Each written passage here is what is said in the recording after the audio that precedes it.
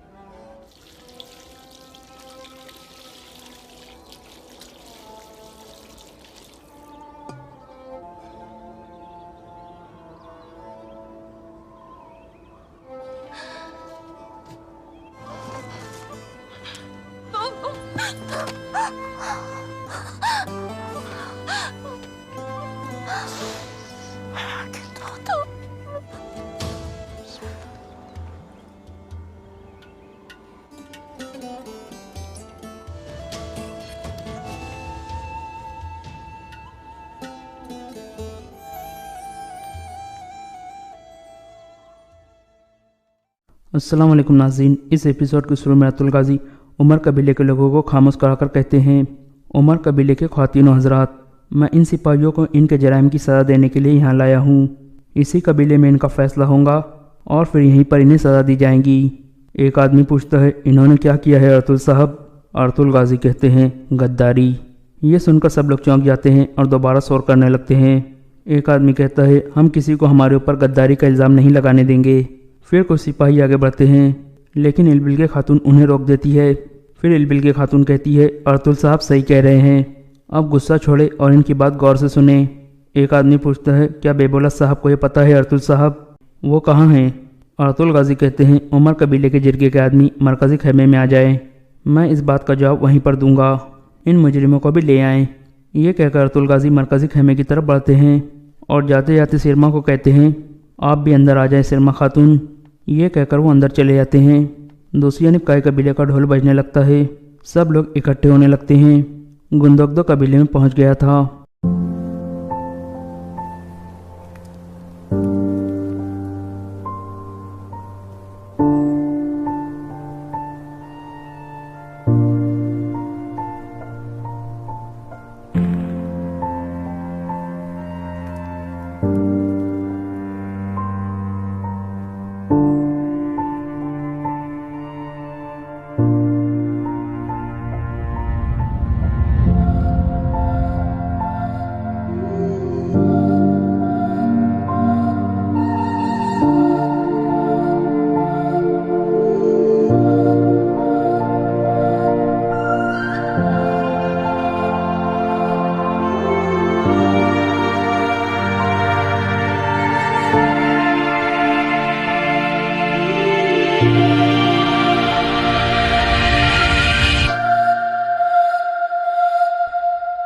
इस तरह हैमा खातून गुंदोगदो को देखकर आबदीदा हो जाती है और फिर कहती है, खुश आमदीद मेरे बेटे, मैंने तुम्हें बहुत याद किया। गुंदोगदो कहता है, मैंने भी आपको बहुत याद किया वालदा, अपना खैमा, अपने भाई और आप सबको बहुत याद किया वालदा। इसके बाद गुंदोगदो बामसी की तरफ देखता है। बामसी कहता है, गुंदोगदो साहब, اتنے سالوں کے بعد آپ کو دیکھا ہے، ابھی بھی آپ پہاڑوں کی طرح مضبوط لگتے ہیں سردار۔ پھر وہ دونوں گلے ملتے ہیں۔ پھر حیمہ خاتون کہتی ہے گندگدو یہ تمہارا بھتیجا عثمان ہے۔ عثمان کہتا ہے خوش آمدید چاچو۔ گندگدو بھی اسے خوش آمدید کہتا ہے اور وہ گلے ملتے ہیں۔ پھر گندگدو پوچھتا ہے سلجان کہاں ہے والدہ؟ حیمہ خاتون کہتی ہے سلجان سلیمان کی قبر پر گئی ہے بیٹا۔ یہ سن کر گندگدو کچھ غمگین ہو جاتا ہے۔ اس کے بعد عمر قبیلے کا منظر سامنے آتا ہے۔ مرکزی خیمے کے باہر قبیلے کے لوگ جمع تھے، اندر جرگہ جاری تھا۔ ارطغرل غازی کہتے ہیں ان سپاہیوں نے ڈاکوؤں کے بھیس میں ہم پر حملہ کیا تھا، باقیوں نے جان دے کر غداری کی قیمت چکا دی ہے۔ میں انہیں یہاں اس لیے لایا ہوں تاکہ یہ عمر قبیلے کے لوگوں کے سامنے اپنی غداری کا اعتراف کر سکے اور ہم انہیں یہاں سزا دے کر سب کے لیے انہیں عبرت کا نشان بنا سکے۔ ایک آدمی کہتا ہے بے بولت صاحب کے بارے میں کیا خیال ہے؟ انہیں بھی یہاں ہونا چاہیے ورنہ ہم قبول نہیں کریں گے۔ ارطغرل غازی کہتے ہیں اس غداری کا استاد وہی تھا۔ یہ سن کر سب چونک جاتے ہیں۔ پھر البلگہ خاتون کہتی ہے ارطغرل صاحب صحیح کہہ رہے ہیں، بے بولت نے مجھے اور ارطغرل صاحب کو مارنے کی کوشش کی تھی۔ وہ آدمی کہتا ہے بے بولت صاحب اپنی ہی بہن کی جان کیوں لیں گے؟ لازمی کوئی غلطی ہوئی ہوگی۔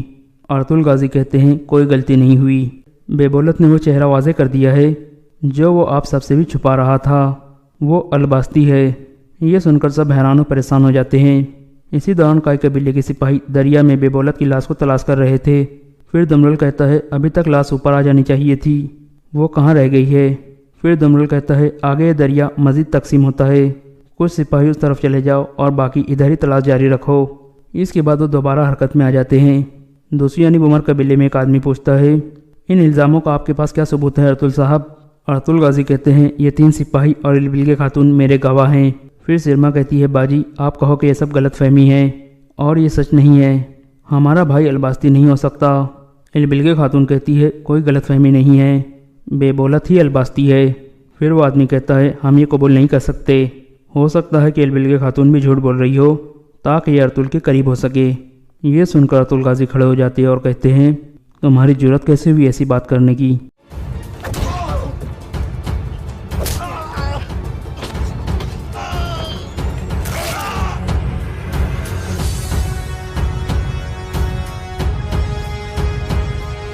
پھر ارطغرل غازی کہتے ہیں تم گواہوں پر یقین کرو گے اور فیصلہ قبول کرو گے، اگر تمہارے کان یہ قبول نہ کرے اور تمہاری زبان ایسی ہی چلتی رہی تو میں دونوں کو کاٹ دوں گا۔ یہ کہہ کر وہ اسے ایک اور تھپڑ مارتے ہیں اور پھر کہتے ہیں اب میری نظروں سے دفع ہو جاؤ۔ یہ سن کر وہ جرگے کا سردار باہر نکل جاتا ہے۔ پھر ارطغرل غازی کہتے ہیں بے بولت اپنے انجام کو پہنچ گیا ہے جس کا وہ حقدار تھا، جو کوئی یہ قبول نہیں کرے گا اس کا انجام بھی ویسا ہی ہوگا۔ پھر ارطغرل غازی کہتے ہیں آئیں بیٹھے البلگہ خاتون۔ یہ سن کر البلگہ خاتون آگے آ جاتی ہے اور پھر سردار والی جگہ پر بیٹھ جاتی ہے۔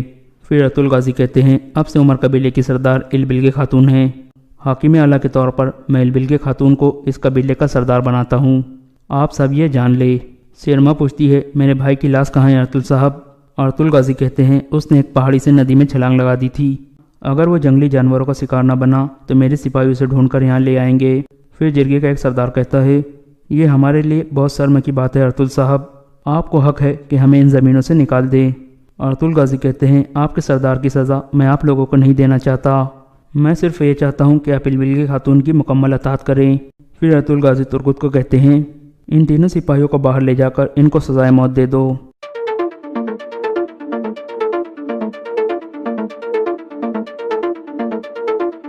دوسری جانب سلجان خاتون اپنے بیٹے سلیمان کی قبر پر فاتحہ خوانی کر رہی تھی۔ اس کے بعد وہ رونے لگتی ہے اور کہتی ہے تم اس دنیا سے چلے گئے ہو، اب میرے پاس کون بچا ہے؟ اتنے میں گندگدو کہتا ہے میں ہوں سلجان۔ یہ سن کر سلجان خاتون چونک جاتی ہے اور پھر گندگدو کے گلے لگ جاتی ہے۔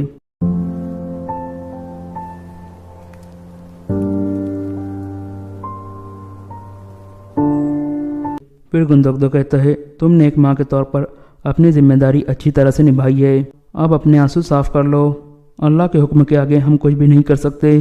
سلجان خاتون کہتی ہے میں اس کی حفاظت نہیں کر سکی گندگدو، ہم نے اپنا بیٹا کھو دیا۔ گندگدو کہتا ہے ایک سپاہی کی قسمت میں سعادت ہوتی ہے، اب ہم سلیمان سے جنت میں ملیں گے، اپنی مایوسی کو ختم کر دو۔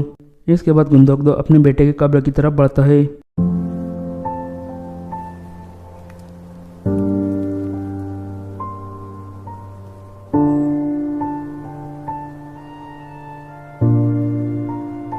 اور فاتحہ خوانی کرتا ہے۔ दूसरी जानब उमर कबीले में 3 सिपाहियों को बैठा दिया गया था ताकि उन्हें सज़ा दी जा सके। अंदर अतुल गाजी कह रहे थे, आपके भाई की लाश मिलने तक हम मोहतात रहेंगे, हमारे कुछ सिपाही उमर कबीले ही में रहेंगे। इलबिल्गे खातून कहती है, वो मेरा भाई नहीं है, हमारे वालिदैन एक हो सकते हैं लेकिन हमारी रूह एक जैसी नहीं है। मैं अपने कबीले में तहकीकात करूंगी और उसके साथियों को तलाश करके सज़ा दूंगी, लेकिन सिरमा के साथ क्या करना चाहिए? ये वाज़ेह है कि ख़त वाली मालूमात उसी ने भाई को बताई थी। अतुल गाजी कहते हैं, लेकिन वो नहीं जानती थी कि उसका भाई अलबास्ती है, वो आपकी बहन है, और फैसला आपका है इलबिल्गे खातून। फिर इलबिल्गे खातून कहती है, मेरे बाबा कत्ल हो गए थे, भाई गद्दार निकला और सिरमा मेरा एतबार खो चुकी है, अब मैं बिल्कुल अकेली रह गई हूँ। अतुल गाजी कहते हैं, आप मायूस मत हो इलबिल्गे खातून, हमने इकट्ठे रहने का वादा किया था, एक दफ़ा ये मुश्किलात दूर हो जाए फिर हम वो वादा पूरा करेंगे इंशाअल्लाह। इलबिल्गे खातून कहती है, जैसे आप मुनासिब समझे अतुल साहब। इसके बाद अतुल गाजी बाहर चलने का इशारा करते हैं। बाहर सिपाहियों की सज़ा के लिए तैयारियां मुकम्मल थी। फिर अतुल गाजी सबको खामोश कराकर कहते हैं, इन लोगों का अंजाम देख ले जिन्होंने हमारी पेट में छुरा घोंपा था। हमारी रवायत में गद्दारी की कोई माफ़ी नहीं है, गद्दारों को माफ़ करना मजलूमों पर जुल्म है। फिर अतुल गाजी तुर्गुत को इशारा करते हैं।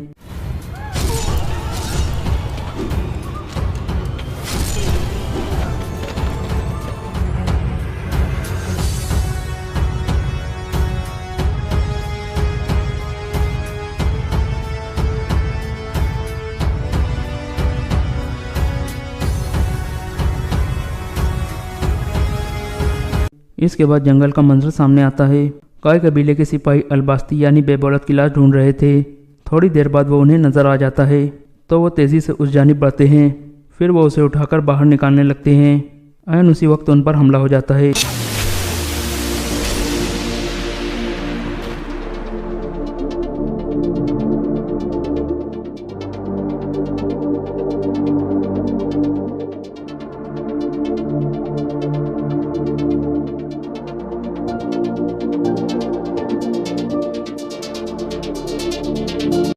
इस तरह बेबौलत होश में आ जाता है और उस आदमी को देखकर कहता है, आरिक बुका। आरिक बुका आसपास देखता है और फिर मुस्कुराने लगता है। आरिक बुका एक मंगोल था। दूसरी यानी काय कबीले में सब इकट्ठे बैठे थे और बहुत खुश थे। हायमा खातून कहती है, अल्लाह का शुक्र है कि तुम्हें दोबारा देखना नसीब हुआ गुंदोगदो। सुंगर तकिन और दुंदार कहाँ है? और तुम्हारा बेटा एल्तेकिन कैसा है? गुंदोगदो कहता है, वो सब ठीक है वालदा, वो आज़ाद है और हमारे कबीले के लिए एक मुनासिब जगह तलाश कर रहे हैं। फिर हायमा खातून अतुल गाजी से पूछती है, क्या उस गलीज अलबास्ती की लाश मिल गई है? अतुल गाजी कहते हैं, अभी नहीं वालदा, लेकिन ज़्यादा वक्त नहीं लगेगा। फिर सावजी कहता है, बाबा अगर वो ज़िंदा हुआ तो? अतुल गाजी कहते हैं, अब उसके पास कोई ताकत नहीं है सावजी, सब जान चुके हैं कि वो कौन है। अगर वो ज़िंदा भी हुआ तो जल्द या देर से हमारी तलवार का सामना करेगा। इसके बाद अतुल गाजी सारा वाक़या सुनाते हैं कि कैसे उन्होंने बेबौलत को बेनकाब किया था। और ये एपिसोड यहाँ ख़त्म हो जाता है। Story of sultan Salahuddin Ayyubi रहमतुल्लाहि तआला अलैह पार्ट 6। सलीबियों को रोकने के लिए तो सुल्तान अय्यूबी खुद आया था, लेकिन दारुल हुकूमत में सोडानी फ़ौज की बगावत का खतरा था। अली बिन सुफियान को सुल्तान अय्यूबी ने वहीं छोड़ दिया था ताकि वो सोडानी फ़ौज पर नज़र रख सके और बगावत को अपने खुसूसी फ़न से दबाने की कोशिश करे। उसे अब तक सलाहुद्दीन अय्यूबी के पास आकर वहाँ के अहवाल वक़ाइब बताने थे, मगर वो नहीं आया था, जिससे सुल्तान अय्यूबी बेचैन हो रहा था। वो जब अपने सालारों के साथ काहिरा की सूरत हाल के मुतालिक बातें कर रहा था, उसका तमाम कैंप गहरी नींद सो चुका था, मगर वो सातों लड़कियां जाग रही थी जिन्हें सुल्तान अय्यूबी ने पनाह में ले लिया था। एक बार संतरी ने खैमे का पर्दा उठाकर देखा, अंदर दिया जल रहा था। पर्दा हटते ही लड़कियां खर्राटे लेने लगी। संतरी ने देखा कि वो पूरी साथ है और सो रही है, तो उसने पर्दा गिरा दिया और खैमे के साथ लगकर बैठ गया। खैमे के पर्दे के साथ जो लड़की थी, उसने नीचे से ज़रा पर्दा ऊपर उठाया। पर्दा आहिस्ता से छोड़कर उसने साथ वाली के कान में कहा, बैठ गया है। साथ वाली ने अगली लड़की के कान में कहा, बैठ गया है। और इस तरह कानों कानों ये इतला सातों लड़कियों तक पहुंच गई कि संतरी बैठ गया है। एक लड़की जो खैमे के दूसरे दरवाजे के साथ थी, आहिस्ता से उठ बैठी और बिस्तर से निकल गई। बिस्तर ज़मीन पर बिछे हुए थे। उसने ऊपर लेने वाले कंबल को इस तरह बिस्तर पर डाल दिया जैसे उसके नीचे लड़की लेटी हुई है। وہ پاؤں پر سرکتی خیمے کے دروازے تک پہنچ گئی، پردہ ہٹایا اور باہر نکل گئی۔ باقی 6 لڑکیوں نے آہستہ آہستہ کھراٹے لینے شروع کر دیے۔ سنتری کو معلوم تھا کہ یہ سمندر سے بچ کر نکلی ہوئی پناہ گزین لڑکیاں ہیں، کوئی خطرناک قیدی تو نہیں۔ وہ بیٹھ کر اونگتا رہا۔ لڑکی دبے پاؤں ایسے رخ پر ٹیلے کی طرف چلتی گئی جس رخ سے اس کے اور سنتری کے درمیان خیمہ حائل رہا۔ ٹیلے کے پاس پہنچ کر اس نے اس خیمے کا رخ کر لیا جس میں 6 نئے قیدی رکھے گئے تھے۔ رات تاریک تھی، وہاں کچھ درخت تھے۔ سنتری اب ادھر دیکھتا بھی تو اسے لڑکی نظر نہ آتی۔ لڑکی بیٹھ گئی اور پاؤں پر سرک سرک کر آگے بڑھنے لگی۔ آگے ریت کی ڈھیریا سی تھی۔ وہ ان کی اوٹ میں سرکتی ہوئی خیمے کے قریب پہنچ گئی، مگر وہاں ایک سنتری ٹہل رہا تھا۔ لڑکی ایک ڈھیری کے پاس لیٹ گئی۔ سنتری اسے سیاہ سائے کی طرح نظر آ رہا تھا۔ وہ اب 2 سنتریوں کے درمیان تھی، ایک اس کے اپنے خیمے کا اور دوسرا زخمیوں کے خیمے کا۔ اسے ڈر یہ تھا کہ زخمیوں کا سنتری اس کی طرف آ گیا تو وہ پکڑی جائیں گی۔ بہت دیر انتظار کرنے کے بعد سنتری دوسرے زخمیوں کی طرف چلا گیا۔ لڑکی ہاتھوں اور گھٹنوں کے بل چلتی خیمے تک پہنچ گئی اور پردہ اٹھا کر اندر چلی گئی۔ اندر اندھیرا تھا۔ 2-3 زخمی آہستہ آہستہ کرا رہے تھے۔ شاید ان میں سے کسی نے خیمے کا پردہ اڑتا دیکھ لیا تھا۔ اس نے نحیف آواز میں پوچھا، کون ہے؟ لڑکی نے منہ سے شش کی لمبی آواز نکالی اور سرگوشی میں کہا، رابن کہاں ہے؟ اسے جواب ملا، ادھر سے تیسرا۔ لڑکی نے تیسرے آدمی کے پاؤں ہلائے تو آواز آئی، کون ہے؟ لڑکی نے جواب دیا، موبی۔ رابن اٹھ بیٹھا، ہاتھ لمبا کر کے لڑکی کو بازو سے پکڑا اور اسے اپنے بستر میں گھسیٹ لیا۔ اسے اپنے پاس لٹا کر اوپر کمبل ڈال دیا اور بولا، سنتری نہ آ جائے، میرے ساتھ لگی رہو۔ اس نے لڑکی کو اپنے ساتھ لگا لیا اور کہا، میں اس اتفاق پر حیران ہو رہا ہوں کہ ہماری ملاقات ہو گئی ہے۔ یہ ایک معجزہ ہے جس سے ظاہر ہوتا ہے کہ خدا یسوع مسیح کو ہماری کامیابی منظور ہے۔ ہم نے بہت بری شکست کھائی ہے، لیکن یہ سب دھوکہ تھا۔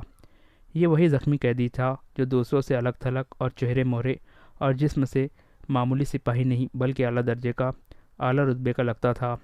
صلاح الدین ایوبی نے بھی کہا تھا کہ یہ کوئی معمولی سپاہی نہیں لگتا، اس پر نظر رکھنا، علی بن سفیان اس سے تفتیش اور تحقیقات کریں گا۔ تم کتنے کچھ زخمی ہو؟ لڑکی نے اس سے پوچھا۔ کوئی ہڈی تو نہیں ٹوٹی، میں بالکل ٹھیک ہوں، رابن نے کہا، خراش تک نہیں آئی۔ میں نے انہیں بتایا ہے کہ اندر کی چوٹیں ہیں اور سینے کے اندر شدید درد ہے، لیکن میں بالکل تندرست ہوں۔ پھر یہاں کیوں آ گئے؟ لڑکی نے پوچھا۔ میں نے بہت کوشش کی کہ مصر میں داخل ہو جاؤں اور سوڈانی لشکر تک پہنچ سکوں، لیکن ہر طرف اسلامی فوج پھیلی ہوئی ہے، کوئی راستہ نہیں ملا۔ ان 5 زخمیوں کو اکٹھا کیا اور ان کے ساتھ زخمی بن کر یہاں آ گیا۔ اب فرار کی کوشش کروں گا جو ابھی تک ممکن نظر نہیں آتی۔ اس نے ذرا غصے سے کہا، مجھے 2 سوالوں کا جواب دو۔ ایوبی کو میں نے زندہ دیکھا ہے، کیوں؟ کیا تیر ختم ہو گئے تھے یا وہ حرام خور بزدل ہو گئے تھے؟ اور دوسرا سوال یہ کہ تم 7 کی 7 لڑکیاں مسلمانوں کی قید میں کیوں آ گئی؟ کیا وہ 5 مر گئے ہیں یا بھاگ گئے ہیں؟ وہ زندہ ہے، رابن، موبی نے کہا۔ تم کہتے ہو خدا یسوع مسیح کو ہماری کامیابی منظور ہے، لیکن میں کہتی ہوں کہ ہمارا خدا ہمیں کسی گناہ کی سزا دے رہا ہے۔ صلاح الدین ایوبی اس لیے زندہ ہے کہ تیر اس کے پاؤں کے درمیان ریت میں لگا تھا۔ کیا تیر کسی لڑکی نے چلایا تھا؟ رابن نے پوچھا۔ کرسٹوفر کہاں تھا؟ اسی نے چلایا تھا، مگر کرسٹوفر کا تیر خطا ہو گیا۔ رابن نے حیرت سے تڑپ کر پوچھا، وہ کرسٹوفر جس کی تیر اندازی نے شاہ اگسٹس کو حیران کر دیا اور اس کی ذاتی تلوار انعام میں لی تھی، یہاں آ کر اس کا نشانہ اتنا چوک گیا کہ 6 فٹ لمبا اور 3 فٹ چوڑا صلاح الدین ایوبی اس کے تیر سے بچ گیا۔ بدبخت کے ہاتھ ڈر سے کانپ گئے ہوں گے۔ فاصلہ زیادہ تھا، موبی نے کہا، اور کرسٹوفر کہتا تھا کہ تیر کمان سے نکلنے ہی لگا تھا کہ کھلی ہوئی آنکھ میں مچھر پڑ گیا، اسی حالت میں اس کا تیر نکل گیا۔ پھر کیا ہوا؟ جو ہونا چاہیے تھا، موبی نے کہا۔ صلاح الدین ساحل پر گیا تھا تو اس کے ساتھ 3 کمانڈر اور 4 محافظوں کا دستہ تھا۔ وہ ہر طرف پھیل گئے۔ یہ تو ہماری خوش قسمتی تھی کہ علاقہ چٹانی تھا۔ کرسٹوفر بچ کے نکل آیا اور پھر ہمیں اتنا وقت مل گیا کہ تیرکس اور کمان ریت میں دبا کر اوپر اونٹ بٹھا دیا۔ سپاہی آ گئے تو کرسٹوفر نے انہیں بتایا کہ وہ 5 مراکز کے تاجر ہے اور یہ لڑکیاں سمندر سے نکل کر ہماری پناہ میں آئی ہے۔ مسلمان سپاہیوں نے ہمارے سامان کی تلاشی لی، انہیں تجارتی سامان کے علاوہ کچھ بھی نہیں ملا۔ ہم سب کو سلطان ایوبی کے سامنے لے گئے۔ ہم سب نے یہ ظاہر کیا کہ ہم سسلی کے زبان کے علاوہ اور کوئی زبان نہیں جانتی۔ کرسٹوفر نے ایوبی سے کہا کہ وہ ہماری زبان جانتا ہے۔ ہم ساتوں لڑکیوں نے چہرے پر گھبراہٹ اور خوف پیدا کر لیا۔ موبی نے رابن کو وہ ساری باتیں سنائی جو سلطان ایوبی کے ساتھ ہوئی تھی۔ یہ ساتوں لڑکیاں اور 5 آدمی جو مراکزی تاجروں کے بھیس میں تھے، حملے سے 2 روز پہلے ساحل پر اتارے گئے تھے۔ 5 آدمی تجربہ کار سلیبی اور جاسوس کمانڈر تھے، اور لڑکیاں بھی جاسوس تھی۔ جاسوسی کے علاوہ ان کے ذمے یہ کام بھی تھا کہ مسلمان سالاروں کو اپنے جال میں پھانسے۔ وہ خوبصورت تو تھی ہی، انہیں جاسوسی اور ذہنوں کی تخریب کاری کی خاص ٹریننگ دی گئی تھی۔ اس ٹریننگ میں اداکاری خاص طور پر شامل تھی۔ 5 مردوں کا یہ مشن تھا کہ وہ صلاح الدین ایوبی کو ختم کرنا اور ناجی کے ساتھ رابطہ رکھنا۔ یہ لڑکیاں مصر کی زبان روانی سے بول سکتی تھی، لیکن انہوں نے ظاہر نہیں ہونے دیا۔ رابن اس شعبے کا سربراہ تھا، اسے ناجی تک پہنچنا تھا، مگر صلاح الدین ایوبی اور علی بن سفیان کی چال نے یہاں کے حالات کا رخ ہی الٹا کر دیا۔ کیا تم صلاح الدین ایوبی کو جال میں پھانس نہیں سکتی؟ رابن نے پوچھا۔ ابھی تو یہاں پہلی رات ہے، موبی نے کہا۔ اس نے ہمارے متعلق جو فیصلہ دیا ہے، اگر وہ سچے دل سے دیا ہے تو اس کا مطلب یہ ہے کہ وہ مرد نہیں پتھر ہے، اور اگر اسے ہمارے ساتھ کوئی دلچسپی ہوتی تو کسی ایک لڑکی کو اپنے خیمے میں بلا لیتا۔ اسے قتل کرنا بھی آسان نہیں۔ وہ ایک ہی بار ساحل پر آیا تھا، مگر تیر کھتا گیا۔ وہ سالاروں اور محافظوں کے نرگے میں رہتا ہے۔ ادھر ایک سنتری ہمارے سر پر کھڑا ہے، اور محافظوں کے پورے دستے نے صلاح الدین ایوبی کے خیمے کو گھیرا ہوا ہے۔ وہ 5 کہاں ہیں؟ رابن نے پوچھا۔ تھوڑی دور ہے، موبی نے جواب دیا۔ وہ ابھی یہیں رہیں گے۔ سنو موبی، رابن نے کہا، اس شکست نے مجھے پاگل کر دیا ہے۔ میرے ضمیر پر اتنا بڑا بوجھ آ پڑا ہے جیسے اس شکست کی ذمہ داری مجھ پر عائد ہوتی ہے۔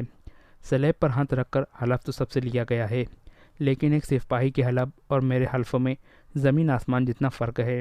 میرے رتبے کو سامنے رکھو، میرے فرائض کو دیکھو۔ آدھی جنگ مجھے زمین کے نیچے سے اور پیٹھ کے پیچھے سے وار کر کے جیتنی تھی، مگر میں اور تم 7 اور وہ 5 اپنا فرض ادا نہیں کر سکے۔ مجھ سے یہ سلیب جواب مانگ رہی ہے۔ اس نے گلے میں ڈالی ہوئی سلیب ہاتھ میں لے کر کہا، میں اسے اپنے سینے سے جدا نہیں کر سکتا۔ اس نے موبی کے سینے پر ہاتھ پھیر کر اس کی سلیب ہاتھ میں لے لی اور کہا، تم اپنے ماں باپ کو دھوکہ دے سکتی ہو، اس سلیب سے آنکھیں نہیں چرا سکتی۔ اس نے جو فرض تمہیں سونپا ہے وہ پورا کرو۔ خدا نے تمہیں جو حسن دیا ہے وہ چٹانوں کو پھاڑ کر تمہیں راستہ دے دے گا۔ میں تمہیں پھر کہتا ہوں کہ ہماری اچانک اور غیر متوقع ملاقات اس بات کا ثبوت ہے کہ ہم کامیاب ہوں گے۔ ہمارے لشکر بحر روم کے اس پار اکٹھے ہو رہے ہیں۔ جو مر گئے سو مر گئے، جو زندہ ہے وہ جانتے ہیں کہ شکست نہیں دھوکہ تھا۔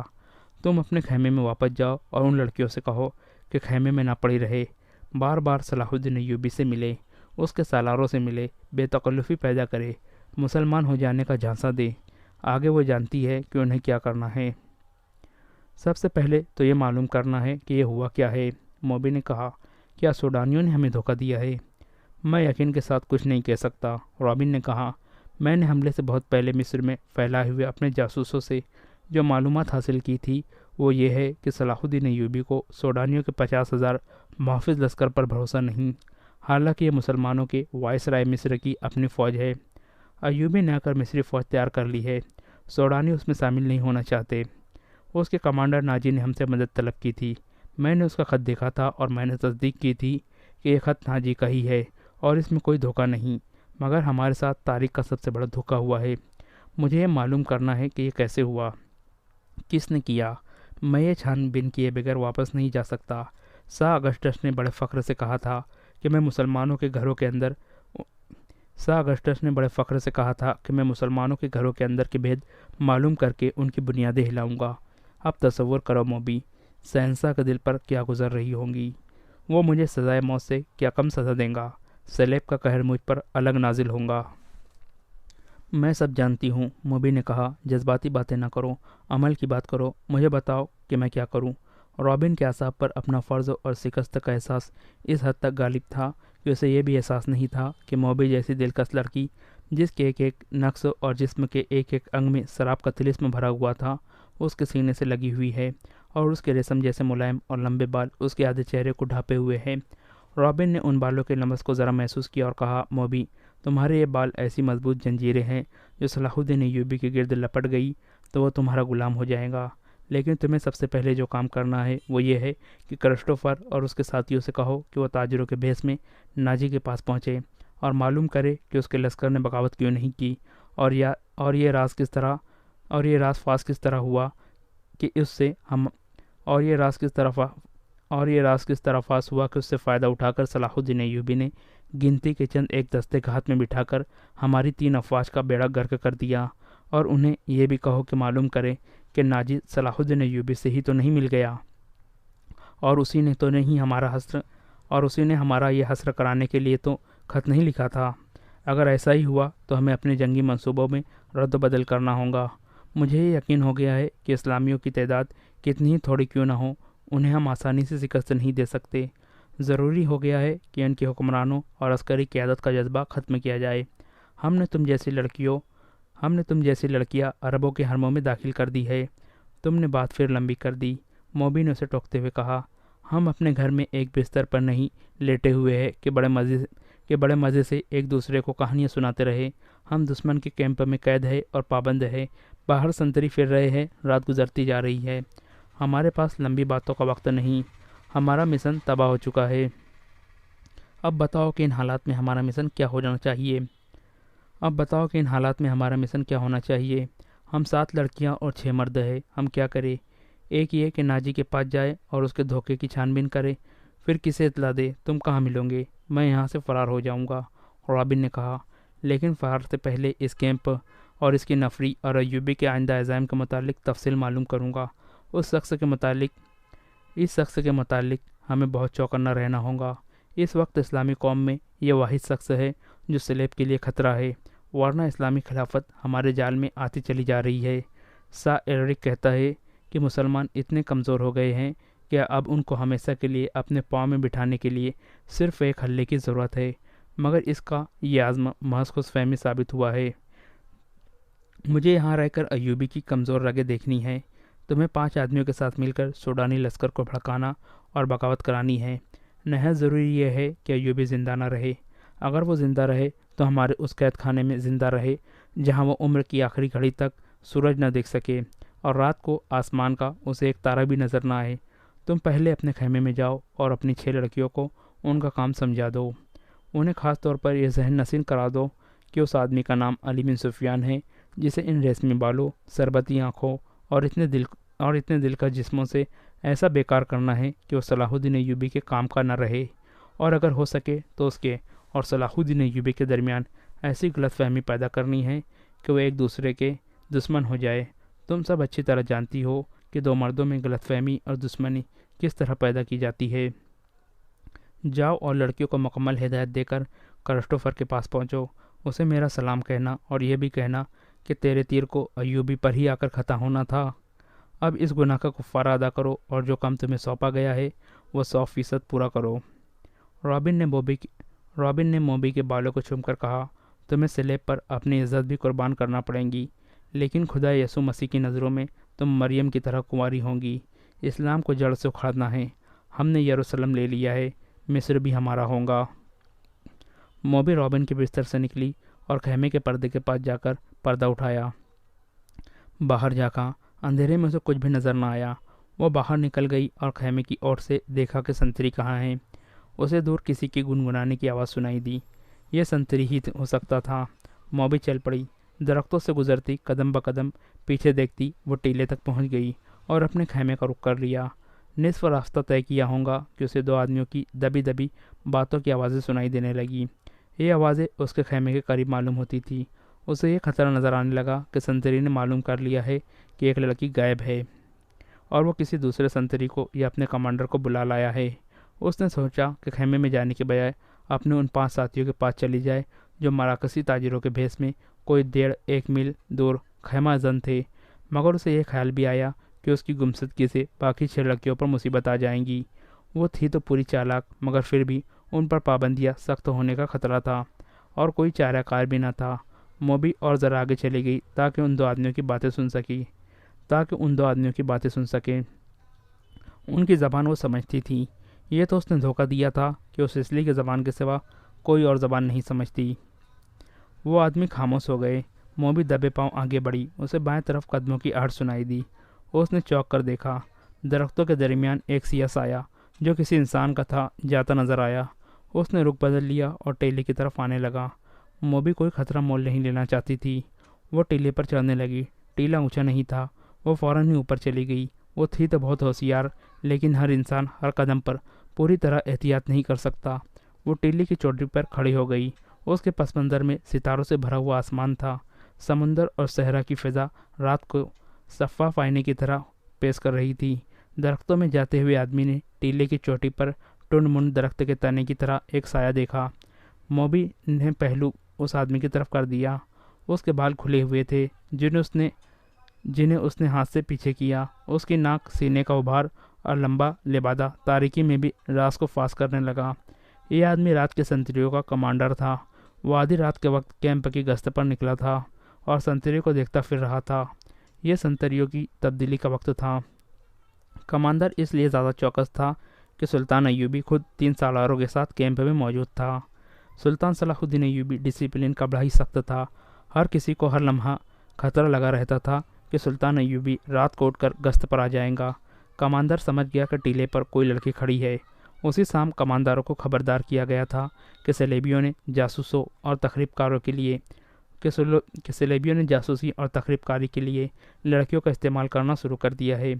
یہ لڑکیاں صحرائی خانہ بدوشوں کے بہروپ میں بھی ہو سکتی ہے اور ایسی غریب لڑکیوں کے بھیس میں بھی جو فوجی کیمپوں میں کھانے کی بھیک مانگنے آتی ہے، اور یہ لڑکی اپنے آپ کو مغویہ اور مظلوم ظاہر کر کے پناہ بھی مانگ سکتی ہے۔ کمانڈاروں کو بتایا گیا تھا کہ آج شام 7 لڑکیاں سلطان کی پناہ میں آئی ہیں، جنہیں بظاہر رحم کر کے مگر انہیں مشتبہ سمجھ کر پناہ میں لے لیا گیا ہے۔ اس کمانڈار نے یہ احکام سن کر اپنے ایک ساتھی سے کہا تھا، اللہ کرے ایسی کوئی لڑکی مجھ سے پناہ مانگے، اور وہ دونوں ہنس پڑے تھے۔ اب آدھی رات کے وقت جب سارا کیمپ سو رہا تھا، اسے ٹیلے پر ایک لڑکی کا ہیولا نظر آ رہا تھا۔ پہلے تو وہ ڈرا کہ یہ چڑیل یا جن ہو سکتا ہے۔ اس نے نئے سنتری کو لڑکیوں کے خیمے پر کھڑا کر کے اسے بتایا تھا کہ اندر 7 لڑکیاں ہیں۔ اس نے پردہ اٹھا کر دیکھا تو دیے کی پیلی روشنی میں اسے 7 بستر نظر آئے تھے۔ ہر لڑکی نے منہ پر کمبل ڈھانپ رکھا تھا۔ سردی زیادہ تھی۔ اس نے اندر جا کر یہ نہیں دیکھا تھا کہ 7واں بستر خالی ہے اور اس پر کمبل اس طرح رکھا گیا ہے جیسے اس کے نیچے لڑکی سوئی ہوئی ہے۔ اسے معلوم نہیں تھا کہ 7ویں لڑکی اس ٹیلے پر اس کے سامنے کھڑی ہے۔ وہ کچھ دیر سوچتا رہا اور اسے آواز دے یا خود اس تک جائے۔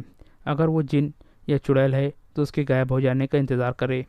تھوڑی سی دیر انتظار کے بعد بھی لڑکی غائب نہ ہوئی، بلکہ وہ 2-3 قدم آگے چلی اور پھر پیچھے کو چل پڑی اور پھر رک گئی۔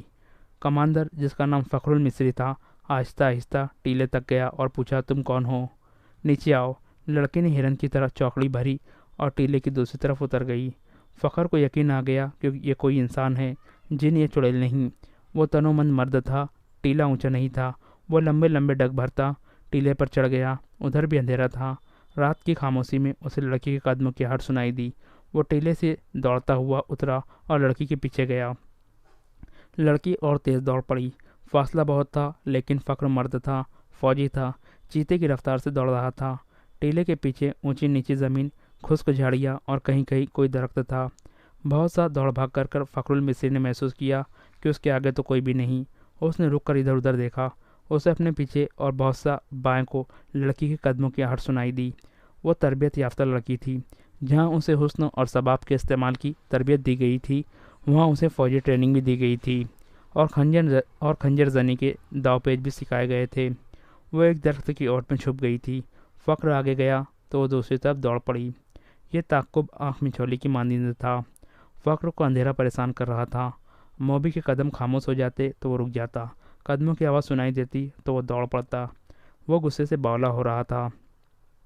اس نے یہ جان لیا کہ یہ کوئی جوان لڑکی ہے۔ اگر بڑی عمر کی ہوتی تو اتنی تیز اور اتنا زیادہ نہ بھاگ سکتی۔ تعاقب میں فخر 2 میل فاصلہ طے کر گیا۔ موبی نے جھاڑیوں اور اونچی نیچی زمین سے بہت فائدہ اٹھایا۔ اس کے مرد ساتھیوں کا ڈیرا قریب آ گیا تھا۔ وہ دوڑتی ہوئی وہاں تک جا پہنچی۔ اس نے اپنے آدمیوں کو آوازیں دی۔ وہ گھبرا کر جاگے اور خیمے سے باہر آئے۔ ایک نے مثل جلا لی۔ یہ ڈنڈے کے سر پر لپٹے ہوئے کپڑے تھے۔ ان کی آنکھ کی روشنی بہت زیادہ تیز تھی۔ فخر نے تلوار سونت لی اور ہانپتا کانپتا ان کے سامنے جا کھڑا ہوا۔ اس نے دیکھا کہ 5 آدمی لباس سے سفری تاجر نظر آتے ہیں اور مسلمان لگتے ہیں۔ لڑکی ان میں سے ایک کی ٹانگوں کو دونوں بازوؤں میں مضبوطی سے پکڑے ہوئے بیٹھی تھی۔ مسل کے ناشتے سولے میں اس کے چہرے پر گھبراہٹ اور خوف نظر آ رہا تھا۔ اس کا سینہ ابھرا اور بیٹھ رہا تھا۔ اس کی سانسیں بری طرح اکھڑی ہوئی تھی۔ یہ لڑکی میرے حوالے کر دو، فخر المصری نے حکم کے لہجے سے کہا۔ یہ ایک نہیں، ایک آدمی نے التجا کے لہجے میں جواب دیا۔ ہم نے تو 7 لڑکیاں آپ کے سلطان کے حوالے کی ہے، آپ اسے لے جا سکتے ہیں۔ نہیں، موبی نے اس کے ٹانگوں کو اور مضبوطی سے پکڑتے ہوئے کہا اور روتے ہوئے کہا اور خوفزدہ لہجے میں کہا، میں اس کے ساتھ نہیں جاؤں گی۔ یہ لوگ عیسائیوں سے زیادہ ویسی ہے۔ ان کا سلطان انسان نہیں، سانڈ ہے، وہ درندہ ہے۔ اس نے میری ہڈیاں بھی توڑ دی ہے۔ میں اس سے بھاگ کر آئی ہوں۔ کون سلطان؟ فخر نے حیران سا ہو کر پوچھا۔ وہی جسے تم صلاح الدین ایوبی کہتے ہو۔ وہی جسے تم صلاح الدین ایوبی کہتے ہو، موبی نے جواب دیا، اور وہ مصر کی عربی بول رہی تھی۔ یہ لڑکی جھوٹ بول رہی ہے، فخر نے کہا اور پوچھا، یہ ہے کون؟ تمہاری کیا لگتی ہے؟ اندر آ جاؤ دوست، باہر سردی ہے۔ ایک آدمی نے فخر سے کہا، تلوار نیام میں ڈال لو، ہم تاجر ہیں، ہم سے آپ کو کیا خطرہ؟ آؤ اس لڑکی کی بھی طاقت سن لو۔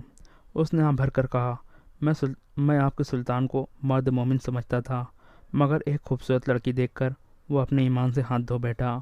باقی 6 لڑکیوں کا بھی یہی حسر ہو رہا ہوگا، باقی 6 لڑکیوں کا بھی وہ یہی حسر کر رہا ہوگا۔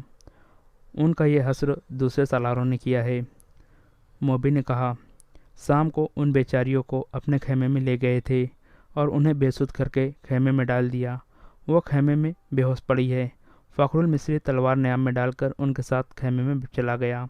اندر جا کر بیٹھے تو ایک آدمی نے آگ جلا کر قہوے کے لیے پانی رکھا اور اس میں نہ جانے کیا کچھ ڈالتا رہا۔ دوسرے آدمی نے فخر سے پوچھا کہ اس کا رتبہ کیا ہے۔ اس نے بتایا کہ وہ کماندار اور عہدیدار ہے۔ انہوں نے اس کے ساتھ بہت سی باتیں کی جن سے انہوں نے اندازہ کر لیا کہ یہ شخص عام قسم کا سپاہی نہیں اور ذمہ دار فرد ہے، ذہین اور دلیر بھی ہے۔ ان لوگوں میں سے ایک نے، جو کرسٹوفر تھا، فخر کو 7 لڑکیوں کی بالکل وہی کہانی سنائی جو انہوں نے صلاح الدین ایوبی کو سنائی تھی۔ انہوں نے فخر کو یہ بھی بتایا کہ سلطان ایوبی نے ان کے متعلق کیا کہا تھا۔ ان لڑکیوں نے سلطان کو یہ پیشکش بھی کی تھی کہ وہ اپنے گھروں کو تو واپس نہیں جا سکتی اور عیسائیوں کے پاس بھی نہیں جانا چاہتی، اس لیے وہ مسلمان ہونے کو تیار ہے، بشرطے کوئی اچھے رتبے والے عسکری کے ساتھ ان کی شادی کرا دی جائے۔ ہم نے سنا تھا کہ سلطان صلاح الدین ایوبی کردار کے لحاظ سے پتھر ہے۔ ہم ہر روز سفر پر رہتے ہیں، ہم تاجر ہیں، ہم انہیں ساتھ ساتھ کہاں لیے پھرتے۔ انہیں سلطان کے حوالے کر دیا گیا، مگر سلطان نے اس لڑکی کے ساتھ جو سلوک کیا ہے وہ اس کی زبانی سن لو۔ فخر المصری نے لڑکی کی طرف دیکھا تو لڑکی نے کہا، ہم بہت خوش تھی کہ خدا نے ہمیں ایک فرشتہ کی پناہ دے دی ہے۔ سورج غروب ہونے کے بعد سلطان کا ایک محافظ آیا اور مجھے کہا کہ سلطان بلا رہا ہے۔ میں باقی 6 لڑکیوں کی نسبت ذرا زیادہ خوبصورت ہوں۔ مجھے توقع نہیں تھی کہ تمہارا ایوبی مجھے بری نیت سے بلا رہا ہے۔ میں چلی گئی۔ سلطان ایوبی نے شراب کی سراہی کھولی، ایک پیالہ اپنے آگے رکھا اور ایک مجھے دیا۔ میں عیسائی ہوں، شراب 100 بار پی چکی ہوں۔ بحری جہاز میں عیسائی کمانداروں نے میرے جسم کو کھلونا بنائے رکھا ہے۔ صلاح الدین ایوبی بھی میرے جسم کے ساتھ کھیلنا چاہتا تھا۔ شراب اور مرد میرے لیے کوئی نئی چیز نہیں تھی، لیکن ایوبی کو میں فرشتہ سمجھتی تھی۔ میں اس کے جسم کو اپنے ناپاک جسم سے دور رکھنا چاہتی تھی، مگر وہ ان عیسائیوں سے بھی بدتر نکلا جو مجھے بحری جہاز میں لائے تھے، اور جب ان کا جہاز ڈوبنے لگا تو انہوں نے ہمیں کشتی میں ڈال کر سمندر میں اتار دیا۔ ان میں سے کسی نے ہمارا ساتھ نہ دیا۔ ہمارے جسم چھچوڑے ہوئے اور ہڈیاں چٹکی ہوئی تھی۔ خدا نے ہمیں بچا لیا اور اس آدمی کی پناہ میں پھینک دیا جو فرشتے کے روپ میں درندہ ہے۔ مجھے سلطان ہی نے بتایا تھا کہ میرے ساتھ کی باقی 6 لڑکیاں اس کے سالاروں کے خیموں میں ہیں۔ میں نے سلطان کا پاؤں پکڑ کر کہا کہ میرے ساتھ شادی کر لو۔ اس نے کہا کہ اگر تم مجھے پسند کرتی ہو تو شادی کے بغیر تمہیں اپنے حرم میں رکھ لوں گا۔ اس نے میرے ساتھ ویسیوں کا برتاؤ کیا۔ وہ شراب میں بدمست تھا۔ اس نے مجھے اپنے ساتھ لٹا لیا۔ جو ہی اس کی آنکھ لگی میں وہاں سے بھاگ آئی۔ اگر میری بات کا اعتبار نہ آئے تو اس کے محافظوں سے پوچھ لو۔ اس دوران ایک آدمی نے فخر کو قہوہ پلایا۔ ذرا سی دیر کے بعد فخر کا مزاج بدلنے لگا۔ اس نے نفرت سے کہا لگایا اور کہا، ہمیں حکم دیتے ہیں کہ عورت اور شراب سے دور رہو، اور خود شراب پی کر راتیں عورتوں کے ساتھ گزارتے ہیں۔ فخر محسوس ہی نہ کر سکا کہ لڑکی کی کہانی محض بے بنیاد ہے، اور وہ یہ محسوس ہی نہ کر سکا کہ اس کا مزاج کیوں بدل گیا ہے۔ اسے حصیص دی گئی تھی، اسے حصیص پلائی گئی تھی۔ اس پر ایسا نشہ طاری ہو چکا تھا جسے وہ نشہ نہیں سمجھتا تھا۔ وہ اب اپنے تصوروں میں بادشاہ بن چکا تھا۔ لڑکی کے چہرے پر مسل کی روشنی ناچ رہی تھی۔ اس کے بکھرے ہوئے سیاہی مائل بھورے بال چمک رہے تھے۔ وہ فخر کو پہلے سے زیادہ حسین نظر آنے لگی۔ اس نے بےتاب ہو کر کہا، اگر تم چاہو تو میں تمہیں پناہ میں لیتا ہوں۔ نہیں، لڑکی ڈر کر پیچھے ہٹ گئی اور بولی، تم بھی میرے ساتھ اپنے سلطان جیسا سلوک کرو گے۔ تم مجھے اپنے خیمے میں لے جاؤ گے اور میں ایک بار پھر تمہارے سلطان کے قبضے میں آ جاؤں گی۔ ہم تو اب دوسری 6 لڑکیوں کو بھی بچانے کی سوچ رہے ہیں، ایک تاجر نے کہا۔ ہم ان کی عزت بچانا چاہتے تھے مگر ہم سے بھول ہوئی۔ فخر المصری کی نگاہیں لڑکی پر جمی ہوئی تھی۔ اس نے اتنی خوبصورت لڑکی کبھی نہیں دیکھی تھی۔ خیمے میں خاموشی طاری ہو گئی جسے کرسٹوفر نے توڑا۔ اس نے کہا، تم عرب سے آئی ہو یا مصر سے؟ مصر سے، فخر نے کہا۔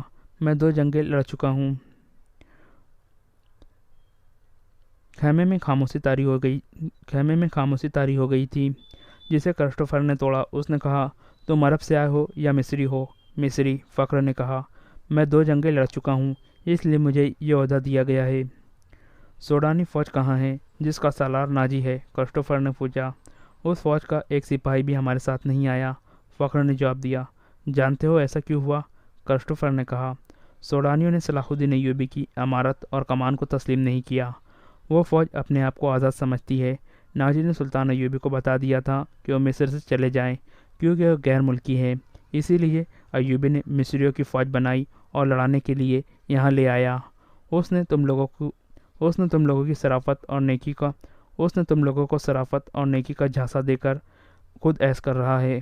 کیا تمہیں مال غنیمت ملا ہے؟ اگر تمہیں ملا بھی تو سونے چاندی کے 2 ٹکڑے مل جائیں گے۔ صلیبیوں کے جہازوں سے بے پناہ خزانہ سلطان ایوبی کے ہاتھ آیا ہے۔ وہ سب راتوں رات اندھیرے میں سینکڑوں اونٹوں پر لاد کر قاہرہ روانہ کر دیا گیا ہے، جہاں سے وہ دمشق اور بغداد چلا جائے گا۔ سوڈانی لشکر کو سلطان نہتہ کر کے غلاموں میں بدل دینا چاہتا ہے۔ پھر عرب سے فوج آ جائیں گی اور تم مصری بھی غلام بن جاؤ گے۔ اس عیسائی کی ہر ایک بات فخر المصری کے دل میں اترتی جا رہی تھی۔ اثر باتوں کا نہیں بلکہ موبی کے حسن اور حسیس کا تھا۔ عیسائیوں نے یہ حربہ حسن بن صبا کے حسین سے سیکھا تھا۔ موبی کو بالکل توقع نہیں تھی کہ یہ صورتحال پیدا ہو جائے گی کہ ایک مصری اس کے تعاقب میں اس کے دام میں آ جائے گا۔ انہیں معلوم ہو گیا کہ فخر مصر کی زبان کے سوا اور کوئی زبان نہیں جانتا۔ موبی نے اپنے 5 ساتھیوں کو سنانا شروع کر دیا کہ رابن زخمی ہونے کا بہانہ کر کے زخمیوں کے خیمے میں پڑا ہے، اور اس نے کہا کہ ناجی سے مل کر معلوم کرو کہ اس نے بغاوت کیوں نہیں کی، یا